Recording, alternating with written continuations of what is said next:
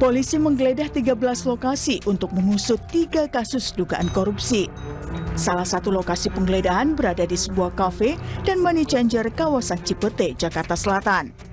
Penyidik membongkar sebuah brankas dan menyita sejumlah barang bukti berupa uang dolar Singapura dan Amerika Serikat yang diduga terkait 3 kasus korupsi dan pencucian uang. Sejumlah barang bukti yang disita saat penggeledahan di salah satu kafe dan money changer di kawasan Cipete, Jakarta Selatan dibawa ke Ditreskrimsus Polda Metro Jaya menggunakan kendaraan taktis Brimob. Selain barang bukti, polisi juga membawa 1 orang di salah satu TKP. Usai melakukan penggeledahan, Polda Metro Jaya memperketat penjagaan, terutama di area gedung Ditreskrimsus Polda Metro Jaya yang menjadi lokasi penyimpanan barang bukti penggeledahan. Kabid Humas Polda Metro Jaya, Kombes Budi Hermanto menegaskan pengusutan kasus ini menjadi atensi Presiden Prabowo Subianto. Budi memastikan 3 kasus korupsi ini sudah masuk tahap penyidikan, namun belum menetapkan tersangka. Ini merupakan atensi Bapak Presiden untuk dugaan-dugaan kasus korupsi menjadi perhatian kepolisian untuk melaksanakan pengungkapan dan proses penyidikan. Rangkaian penggeledahan ini bagian dari proses penyidikan di dalam mencari, mengumpulkan barang bukti untuk pemenuhan dalam proses penyidikan. Sementara itu, Kejaksaan Agung menghormati upaya hukum penggeledahan yang sedang dilakukan oleh polisi sebagai penegak hukum. Kejaksaan Agung juga meminta publik tidak berspekulasi atas kasus korupsi dengan seseorang atau institusi tanpa dasar fakta yang jelas.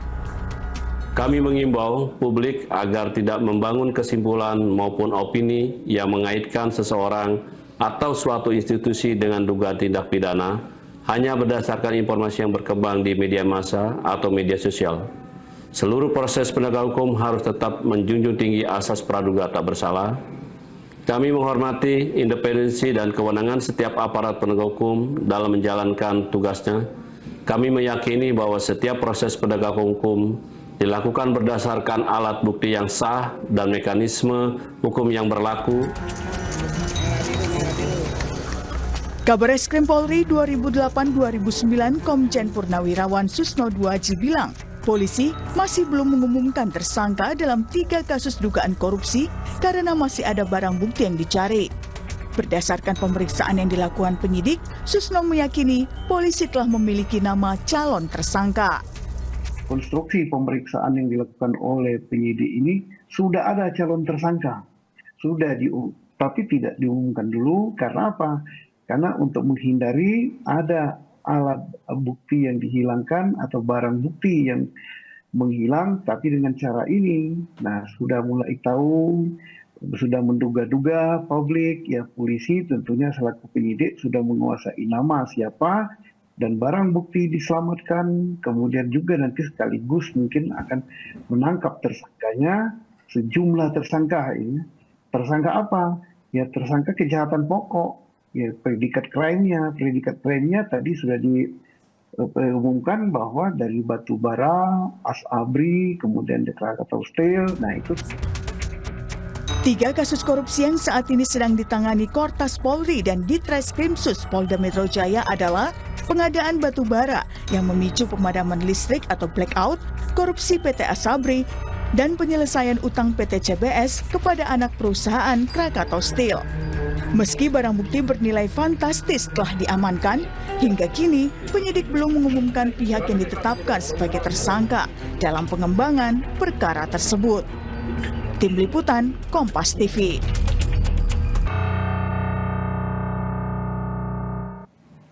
Polisi menggeledah 13 lokasi untuk mengusut 3 kasus dugaan korupsi. Salah satu lokasi penggeledahan berada di sebuah kafe dan money changer di kawasan Cipete, Jakarta Selatan. Dalam penggeledahan tersebut, polisi mengamankan ataupun menyita sejumlah barang bukti. Namun hingga kini, polisi belum menetapkan tersangka. Kita akan membahasnya bersama dengan sejumlah narasumber yang sudah hadir di sambungan daring, saudara. Ada pakar hukum pidana Profesor Suparji Ahmad dan juga Kadif Humas Polri 2015-2016 Irjen Purnawirawan Anton Carlian. Selamat pagi Prof. Suparji, Pak Anton. Selamat pagi, Pak. Baik, saya ke Prof. Suparji terlebih dahulu. Prof. Suparji, kita lihat di hari Rabu dan juga Kamis sudah ada 13 lokasi yang kemudian digeledah, sudah ada barang bukti fantastis bahkan ya, ratusan miliar dan juga puluhan kilogram emas di sana.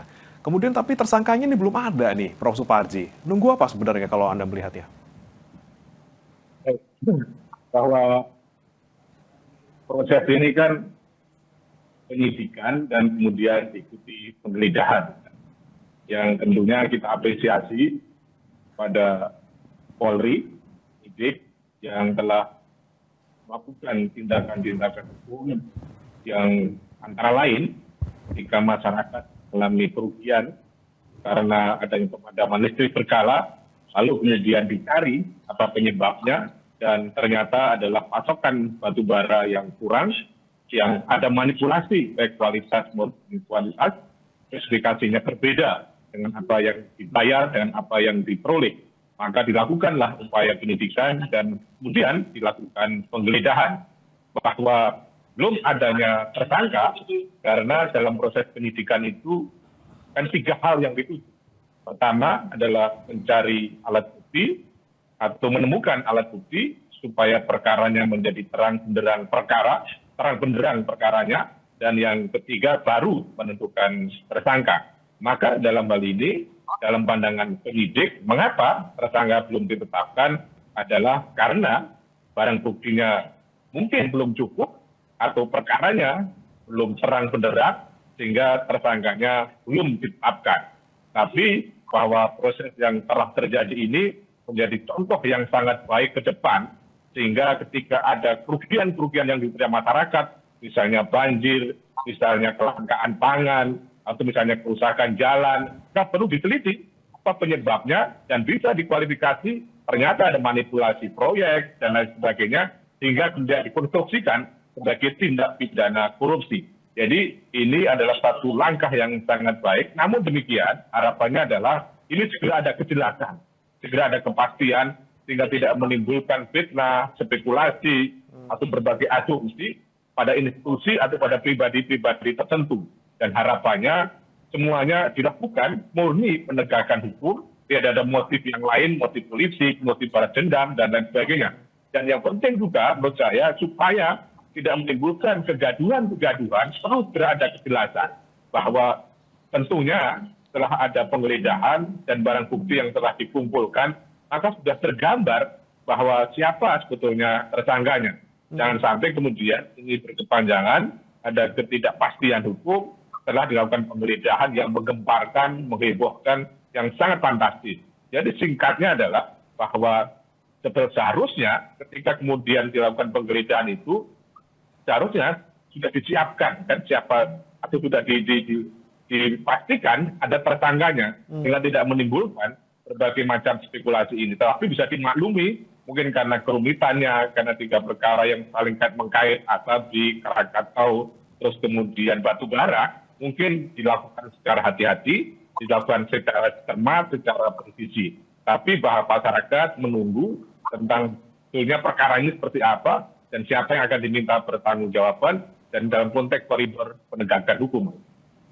Oke. Kalau Anda melihat ya, Prof. Suparji, ini bentuk kehati-hatian atau justru di belakang mungkin ada pertimbangan-pertimbangan tertentu ataupun misalnya ada upaya-upaya tertentu untuk bisa menghalangi ataupun membuat kasus ini tidak menjadi terang seperti itu?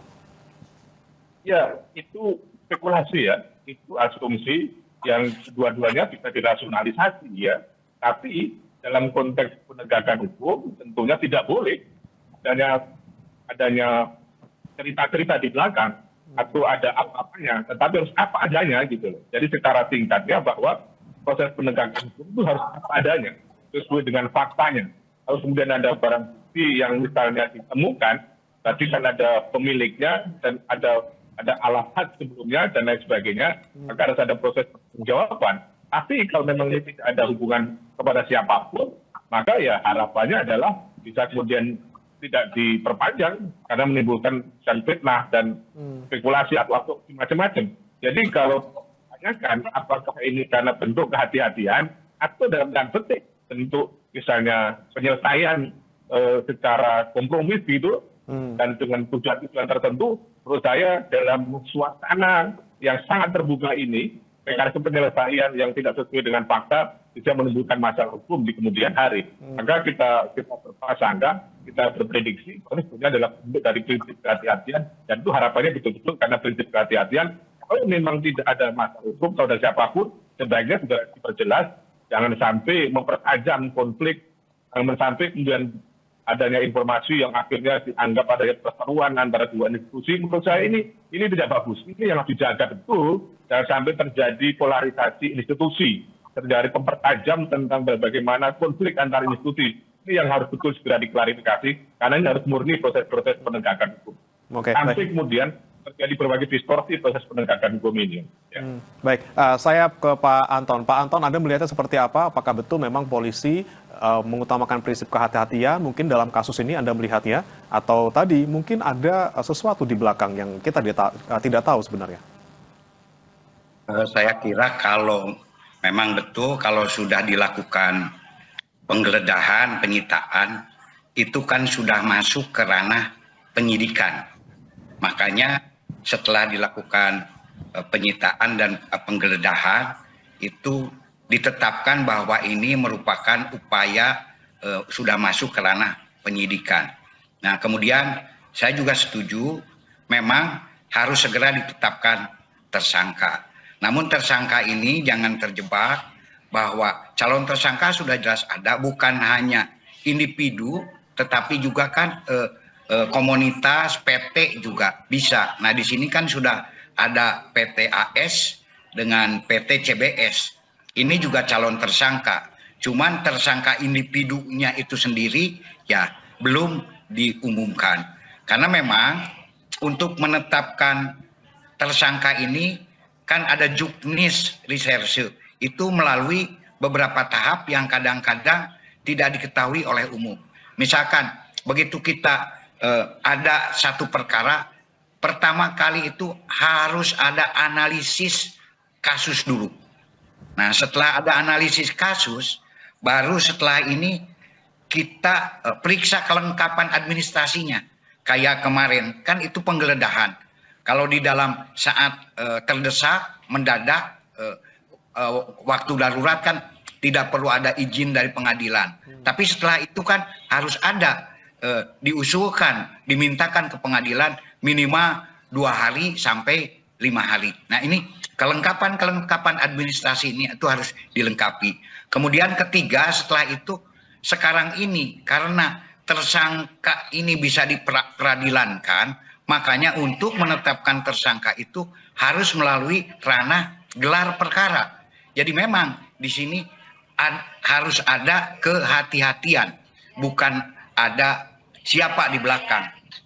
Karena ini juga kita ketahui bersama bahwa ini kan sudah kasus korupsi itu merupakan atensi daripada Bapak Presiden.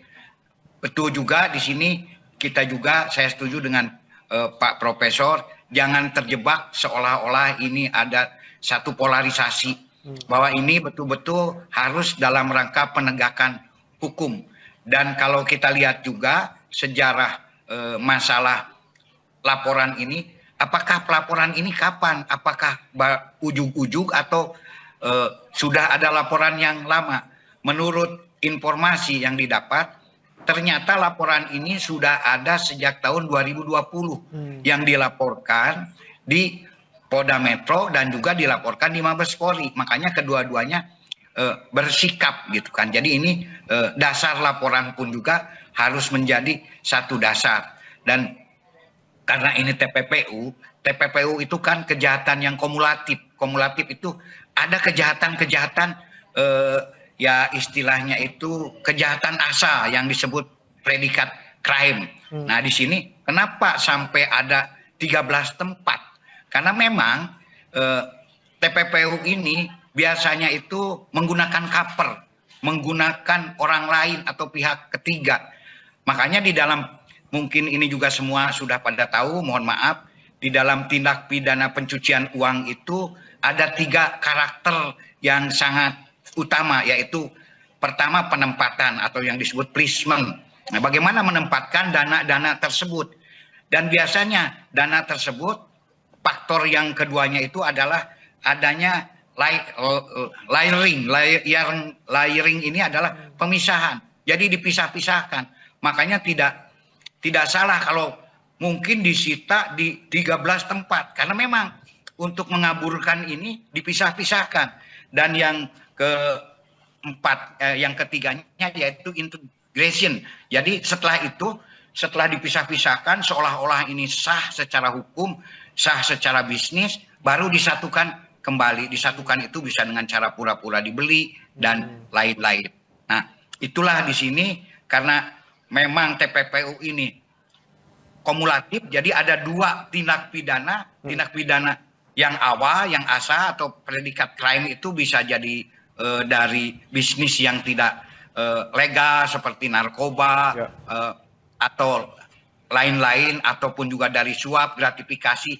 Intinya itu ada dua tindak pidana, sehingga di sini jelas penyidik, kalau saya jadi penyidik juga akan sangat hati-hati sekali. Oke, kehati-hatian yang tadi diutamakan, apalagi proses untuk menjadikan tersangka tidak singkat gitu ya. Tadi ada soal analisis kasus, administrasi sampai ke penetapan tersangka. Saya ke Prof. Suparji. Prof. Suparji, yang kita soroti tadi memang untuk laporan kasus ini, untuk dua kasus yang pertama yaitu soal Asabri dan juga soal Krakatau Steel itu dari 2020 gitu ya. Kalau soal PLN ini dari 2018. Tapi kemudian penggeledahan dilakukan kemarin hari Rabu bersama-sama untuk 3 kasus. Dan ini kemudian menimbulkan spekulasi dari publik. Ini kok pas banget momennya dengan kejadian sebelumnya misalnya. Yang kemudian tadi Prof. Suparji bisa menimbulkan polarisasi antara dua institusi. Anda melihatnya pemicu dari kemudian polisi, kenapa kemudian menjembrengkan ataupun mengatasi 3 kasus ini secara bersamaan walaupun laporannya sudah dari kapan? Ini ada apa sebenarnya? Ya, tentunya kita tidak terjebak pada analisis di luar ya, yang akhirnya konfrontasikan dua institusi dan kemudian dianggap sebagai bentuk bagian dari pembalasan dan lain sebagainya. Saya kira dalam perspektif hukum tidak pada konteks itu, karena modus murni harus menegakkan hukum. Yang menarik adalah apakah ini mencari momentum atau kemudian memang itu karena memang kecukupan alat buktinya baru pada saat ini sehingga kemudian akhirnya dilakukanlah penyidikan dan kemudian penggeledahan dan penyitaan. Maka hal ini ya itulah yang harus diperjelas gitu. Karena kalau lihat dari sisi 3 kasus ini, Asabri, kemudian Krakatau dianggap misalnya sebagai TPPU. Ini bisa dipahami dari pengembangan misalnya dari predikat crime sebelumnya, tindak pidana korupsi, dan kemudian dicari aliran dananya kemana, maka kemudian yang menerima bisa dikenakan apakah pasal 4 TPPU atau kemudian pada sisi yang lain adalah ini kasus batubara gitu. Batubara di mana pemadaman skala itu kan baru beberapa minggu yang lalu dan ini apakah kemudian juga termasuk perkara yang terkait dengan sebelumnya atau sebagai perkara baru gitu. Karena kalau pengetahuan saya, sependek pengetahuan saya bahwa batubara pemadaman berkala ini diduga adalah karena pasokan batubara yang terjadi manipulasi tadi menyebabkan di berbagai daerah terjadi pemadaman secara berkala. Dan ini persoalannya kan baru-baru kemarin. Apakah ini ada kaitannya dengan TPPU? Inilah yang kemudian harus diperjelas. Dan kalau dibaca di berbagai media atau berbagai informasi yang kita dapat, angkaan pasalnya ini kan juga belum ada kepastian. Apakah suap, apakah gratifikasi, apakah merugikan keuangan negara, atau perekonomian nasional, atau kemudian TPPU. Nah, kalau kemudian konstruksinya batubara, yang perusahaan perekonomian nasional, karena misalnya terjadi pemadaman secara berkala sehingga masyarakat merasa dirugikan dan perekonomian juga merasa dirugikan. Tapi ada juga asumsi tentang suap dan gratifikasi. Inilah yang harus diperjelas duduk perkaranya.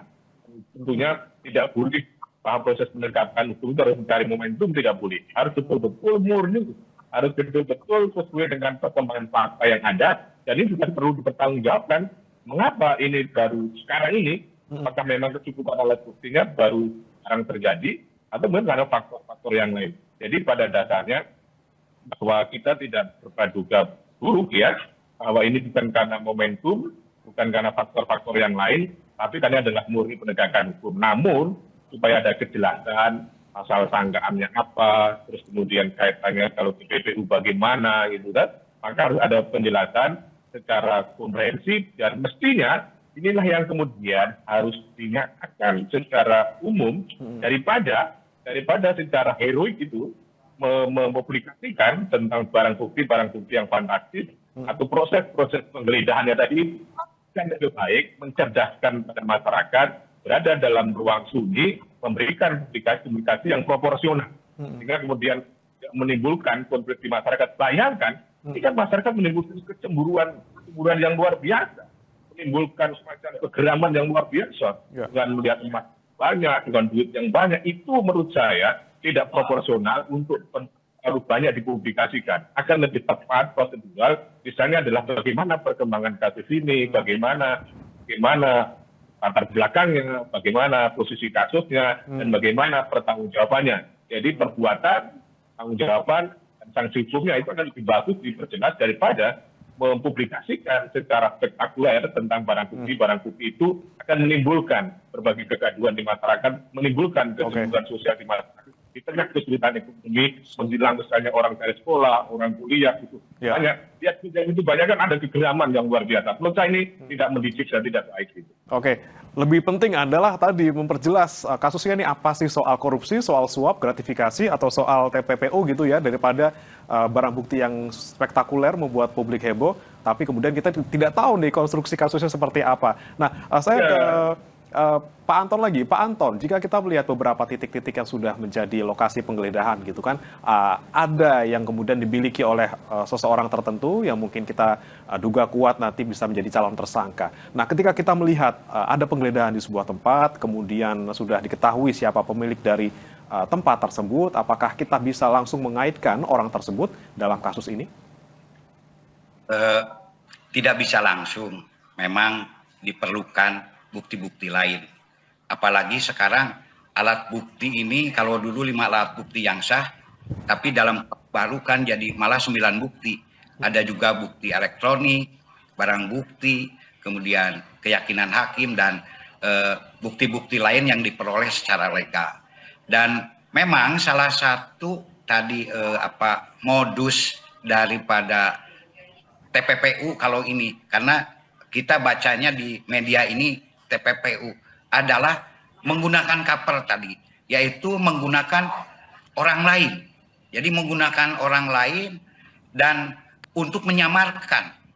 Kemudian juga dilakukan biasanya secara sembunyi-sembunyi. Sehingga dalam hal ini, apakah tempat yang punya tempat tersebut bisa langsung jadi tersangka? Ya belum tentu, tergantung dari hasil tadi analisa, kemudian kelengkapan administrasi, kemudian penentuan pasal yang akan dilakukan di dalam gelar. Jadi ini tidak langsung secara otomatis, walaupun penggeledahan itu sudah termasuk upaya penyidikan. Itu saja mungkin yang ingin saya sampaikan. Jadi intinya tidak bisa serta-merta bahwa kalau tempat tersebut adalah ada yang punya, kemudian yang punya langsung jadi tersangka. Tetapi kemungkinan besar ada indikasi bisa saja menjadi tersangka. Itu kalau pertanyaannya hanya sekedar itu. Dan juga di sini pun juga kenapa? Karena tadi ada pemisahan, makanya dengan adanya pemisahan itu kan artinya melibatkan banyak pihak. Nah, ini pun juga kan perlu ditelusuri pihak-pihak mana saja. Nah, apakah yang punya tempat ini juga termasuk salah satu yang pelaku utama yang turut membantu atau 55 pasal 55, 56. Ini memang harus segera dirumuskan. Namun biar tidak menjadikan satu polemik, sebaiknya dari pihak penyidik Polri segera saja bisa melakukan penetapan tersangka secara bertahap. Gitu. Oke, butuh berapa lama sih Pak Anton paling tidak untuk menetapkan tersangka pertama? Dengan kasus yang serumit ini ada 3, kemudian lokasi yang digeledah juga banyak gitu, dan mengurangi kemungkinan spekulasi publik. Butuh berapa lama kira-kira Pak Anton?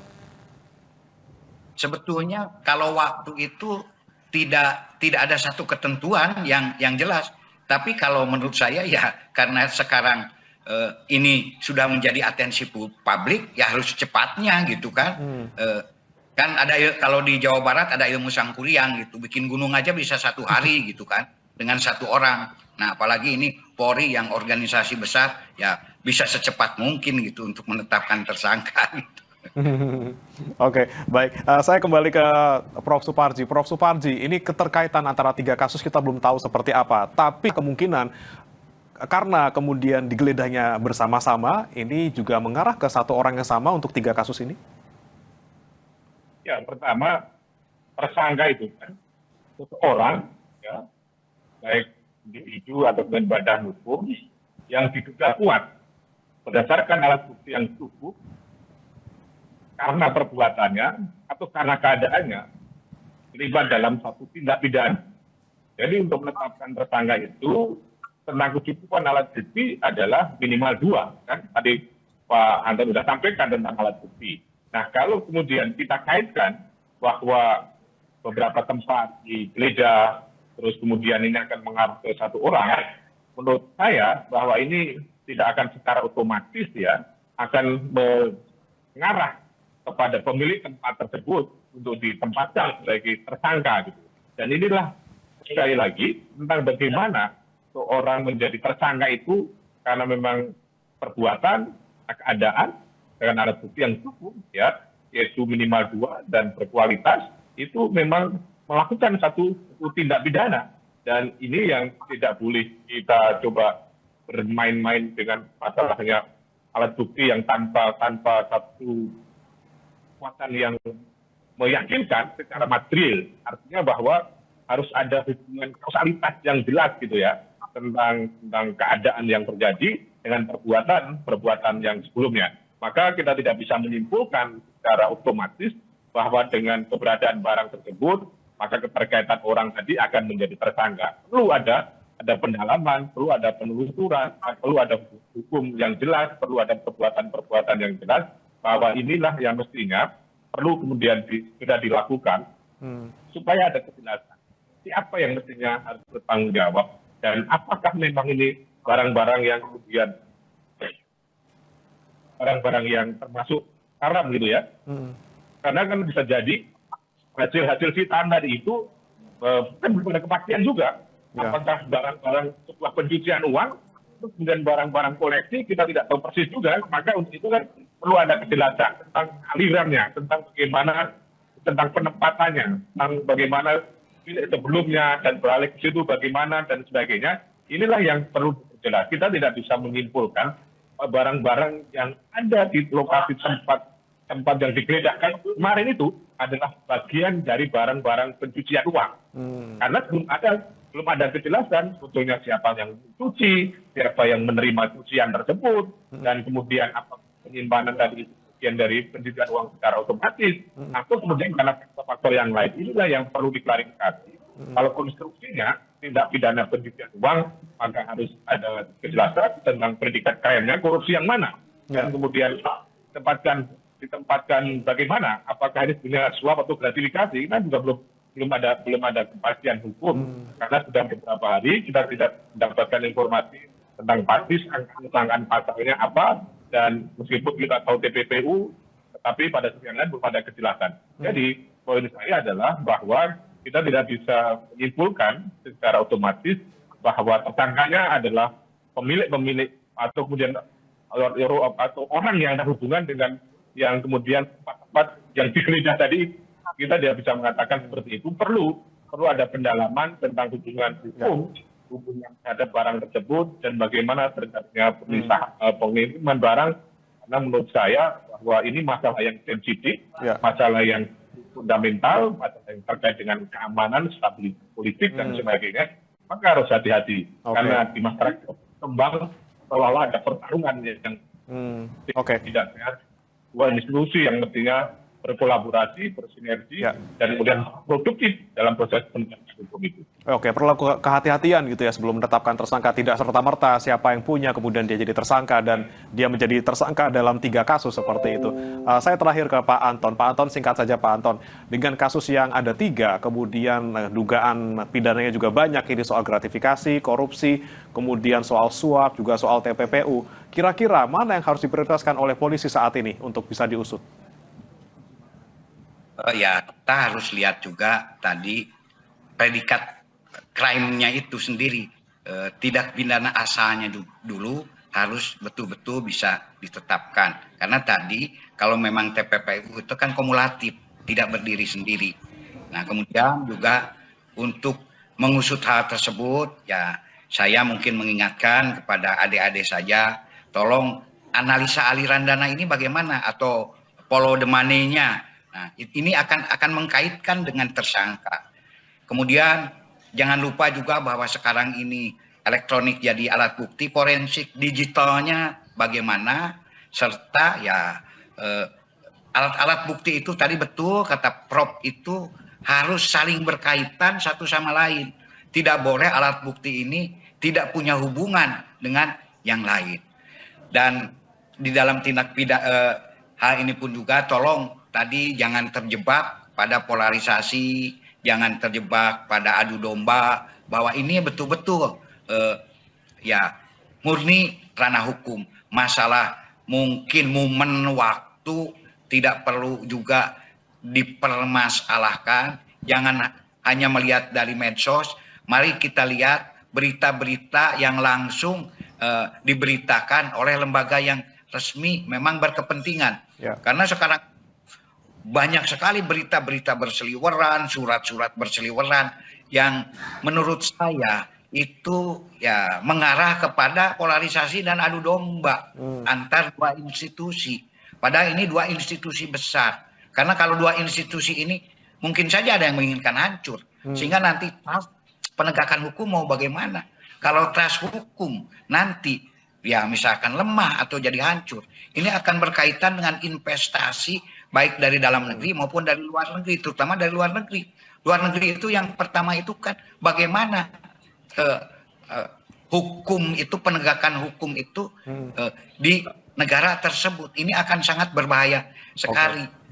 Apakah ini ada campur tangan orang-orang tertentu atau campur tangan asing agar Indonesia tergantung sama negara lain, ini pun juga mungkin hal-hal lain yang perlu kita pikirkan bersama. Itu yang kita hindari ya Pak ya, polarisasi semakin menuncing, jangan sampai. Kita harapkan polisi juga segera bisa mendalami kasus ini, juga menetapkan tersangkanya supaya spekulasi tidak beredar di masyarakat, dan kita berharap siapapun tersangkanya usut dengan tuntas, tangkap dan juga diadili. Terima kasih Pak Anton Carlyan, Kadif Humas Polri 2015-2016, dan juga Prof. Suparji Ahmad, pakar hukum pidana, sudah bergabung di Sapa Indonesia Pagi. Selamat pagi, salam sehat. Saudara, jangan beranjak, Sapa Indonesia Pagi masih akan kembali dengan informasi lainnya. Hari ke-10 pemadaman kebakaran di TPA Jatiwaringin, Kabupaten Tangerang, Banten masih berlanjut. 95% area terbakar berhasil dipadamkan.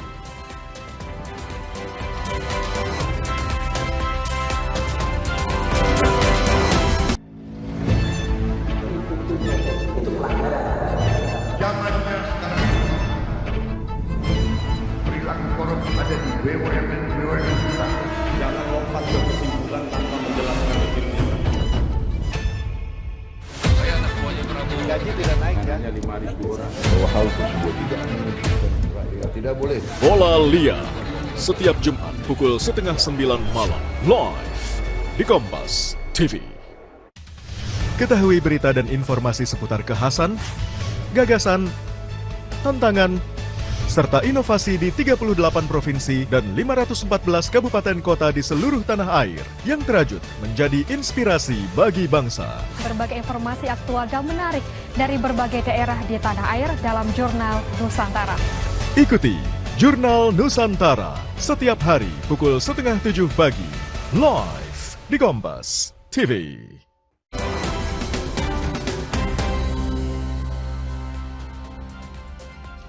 Hari ke-10 pemadaman kebakaran di TPA Jatiwaringin, Kabupaten Tangerang, Banten masih berlanjut. 95% area terbakar berhasil dipadamkan.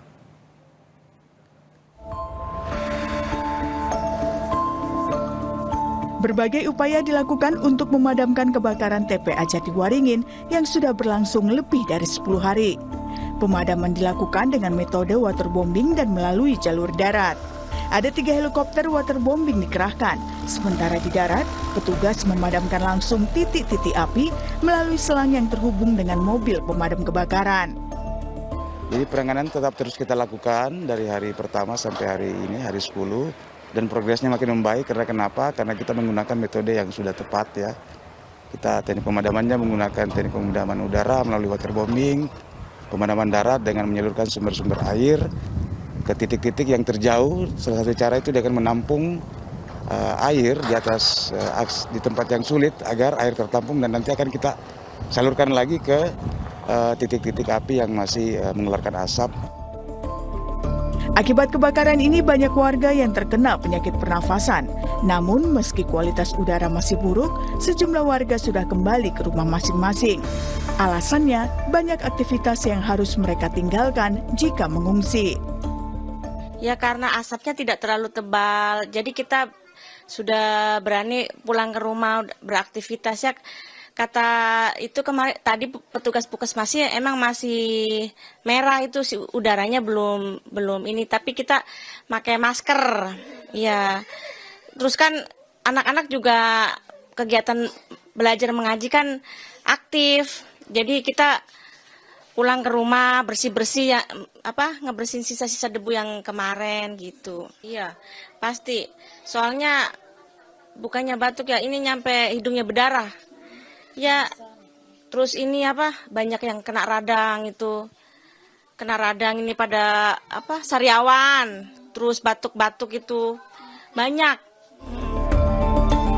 TPA Jatiwaringin terbakar sejak 30 Juni lalu. Akibatnya 15 hektar dari total area TPA seluas 33 hektar terbakar. Tim Liputan Kompas TV.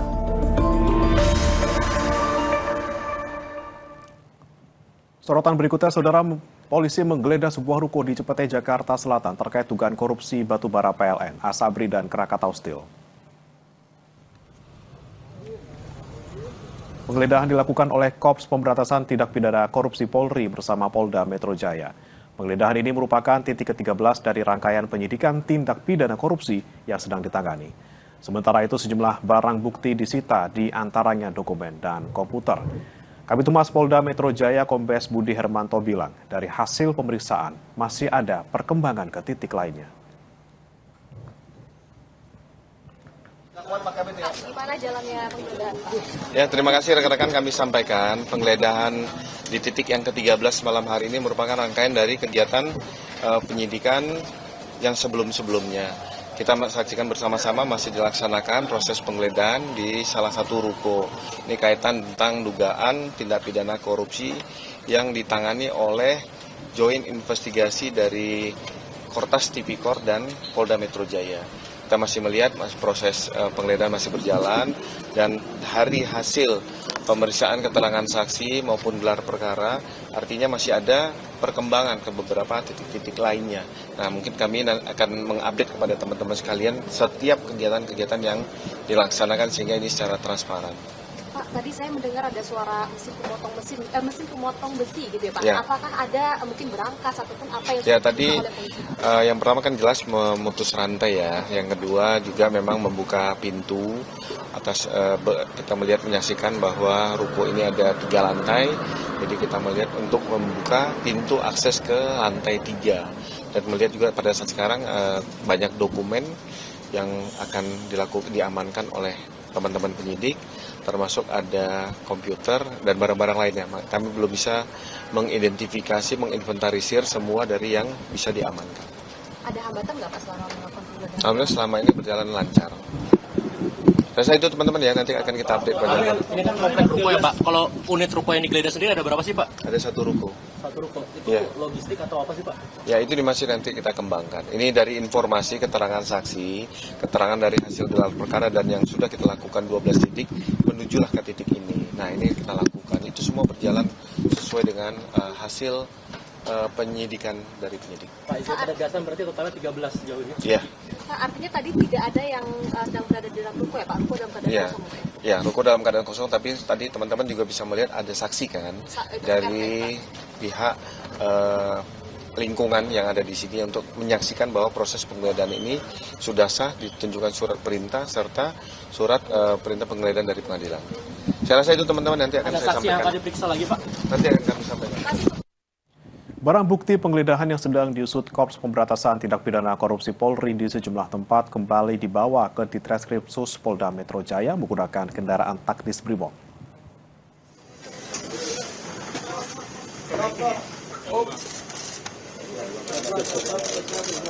Barang bukti dalam koper dan 1 orang yang ditangkap dari salah satu TKP dibawa ke Ditreskrimsus Polda Metro Jaya menggunakan mobil Brimob. Barang bukti penggeledahan termasuk sebuah berangkas terkait korupsi blackout batubara Asabri dan Krakatau Steel. Dan saudara, informasi terkini soal pengusutan 3 kasus korupsi oleh Kortas Tipikor Polri dan Polda Metro Jaya, kita akan tanyakan kepada jurnalis Kompas TV Rahma Piliang dan juru kamera Febri James dari Polda Metro Jaya. Rahma, untuk 1 orang yang ditangkap polisi dalam penggeledahan kemarin, apakah sudah informasi soal statusnya seperti apa ataupun siapa pihak tersebut?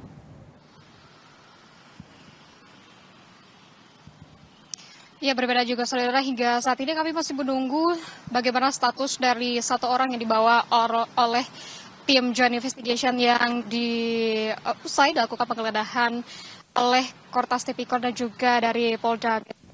Kita ketahui bahwa usai melakukan penggeledahan di beberapa titik, ini sudah 13 titik yang dilakukan penggeledahan, begitu selain membawa barang bukti dan juga beberapa berkas, tentunya dari tim Joint Investigation ini sudah juga membawa beberapa orang, dan hingga saat ini belum ada informasi dan juga keterangan resmi dari Polda Metro Jaya bagaimana status dari pihak-pihak yang dibawa ini, dan juga apakah hingga saat ini bagaimana juga terkait dengan saksi-saksi dan juga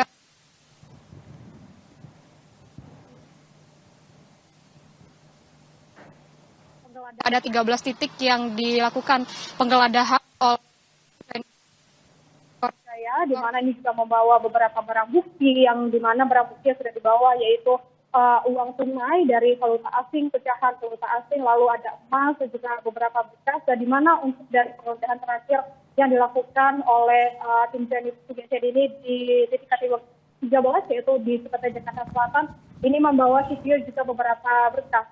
Dan hingga saat ini kita masih menunggu bagaimana ada juga saudara bagaimana dengan pernyataan resmi dan juga bagaimana keterangan resmi dari Polda Metro Jaya terkait dengan orang dan juga pihak-pihak yang dibawa oleh polisi ke Polda Metro Jaya terkait dengan kasus 3 korupsi ini yang sedang diselidiki oleh tim Joint Investigation dari Kortas Tipikor, Mabes Polri dan juga dari tim Ditreskrimsus Polda Metro Jaya. Terima kasih.